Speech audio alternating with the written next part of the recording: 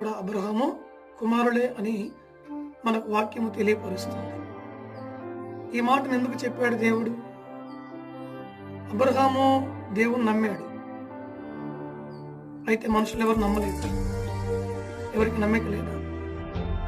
దేవుడు అంటే ఎవరికి నమ్మకం లేదా? నమ్మకం ఉంచట్లేరా? మీరు మాట గమనిస్తే అబ్రహాము శారా ఇద్దరు వారు భార్య భర్తలు. అయితే శారా దేవుని నమ్మలేదు. శారా దేవుని యొక్క మాటను విశ్వసించలేదు. ఈ వయసులో నాకు సంతానం కలుగుతుంది, నాకు 90 సంవత్సరాలు వచ్చినాయి, నా దేహం అంతా ఉడికిపోయింది, కాబట్టి ఈ వయసులో నాకు సంతానం కలుగదు అని శారా అంటూ నవ్వుతుంది. కానీ అబ్రహాము గురించి దేవుడి యొక్క మాటను ఎందుకు మనకు తెలియపరిచాడంటే, అబ్రహాము హృదయమందు రూఢిగా దేవుణ్ణి విశ్వసించాడు.